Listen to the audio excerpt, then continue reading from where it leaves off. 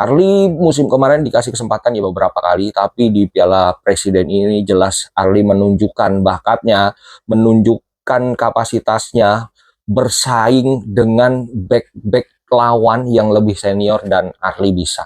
Walaupun di Piala Presiden dapat tempat ketiga, tapi dapat juga hasilnya yang bisa dijadikan evaluasi dan dijadikan sebagai bahan untuk memantapkan permainan Persija ke depan seperti apa.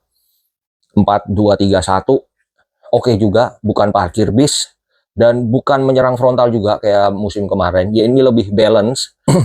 Halo, ketemu lagi bareng gue Joe Pasopati. Gue bukan pandit terkenal tapi gue yakin opini gue masuk akal. Ya, Persija Jakarta semakin matang menemukan identitas permainannya lewat pemain-pemain muda dan juga lewat Witan yang mulai moncer lagi menemukan ritmenya di bawah arahan Sintayong. Dari pertandingan pertama sampai kemarin di perebutan tempat ketiga lawan Arema, jelas Witan merupakan pemain yang punya kontribusi tinggi di dalam sistem permainan Persija di bawahnya Sintayong ini. Diplot sebagai winger kanan, tapi perannya nggak cuma sebatas winger aja, sering banget masuk ke dalam, kemudian memberikan ruang kepada Memia untuk mengeksploitasi lini kanannya. Sehingga pemain bertahan lawan ini terkecoh apakah harus mengikuti Witan atau berdiam di belakang. Tapi kalau nggak ngikutin malah memberikan Witan ruang untuk mempunyai banyak pilihan, apakah eksekusi sendiri, kasih umpan ke sesama pemain Persija yang punya posisi lebih menguntungkan. Ya kira-kira begitu. Arli makin bersinar, Detan ketika dikasih kesempatan juga nggak menyia-nyiakan, Vigo Dennis juga oke banget, Rio Fahmi bagus, kalau Neglo makin kelihatan perannya di lini tengah Persija, ini luar biasa. Yang belum terlalu terlihat justru pemain-pemain seperti Kwon, walaupun kemarin sudah mencetak gol, tapi perannya sebagai pengatur serangan belum kelihatan banget, masih didominasi sama Witan Sulaiman.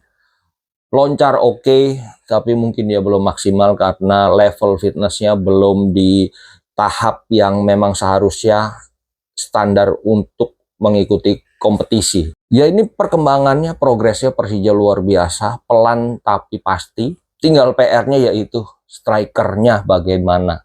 Excel Runtukahu dan si Almeida belum maksimal banget, belum bisa menjadikan satu peluang satu gol, kira-kira begitu. Atau dua peluang jadi satu gol, belum bisa. Masih kesusahan untuk mengimbangi ritme yang dibentuk oleh Sintayong.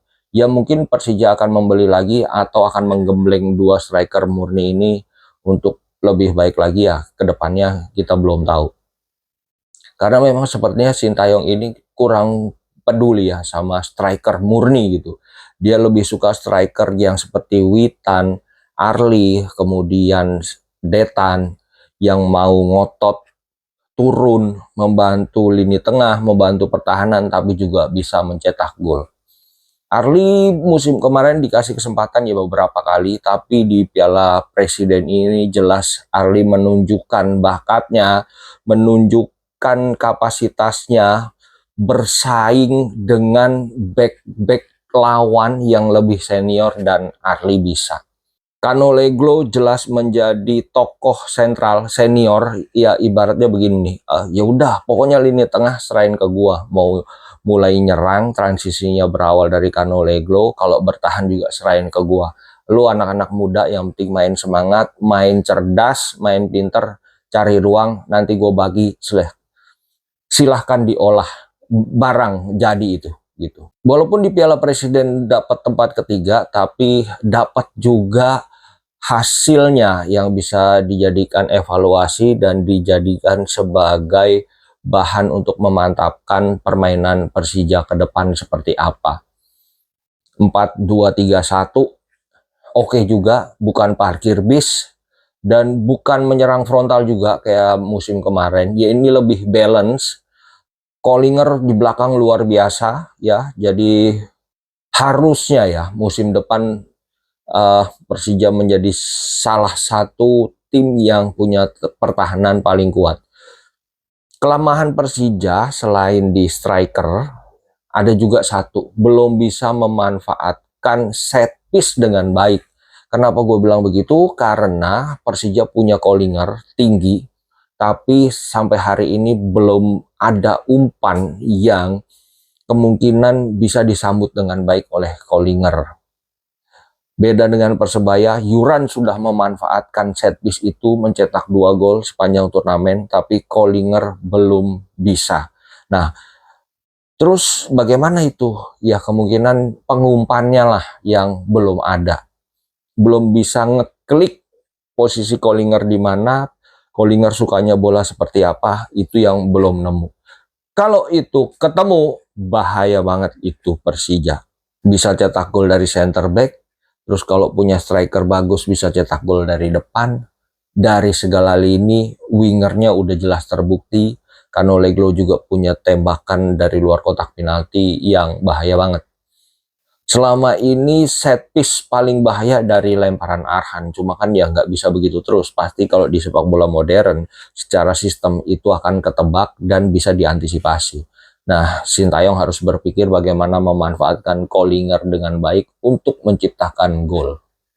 Ya, selamat Persija mendapat tempat ketiga untuk The Jackmania. Gue yakin tetap semangat, bahkan tetap optimis dan makin optimis kalau melihat gaya permainan Persija dan perkembangan Persija sampai hari ini.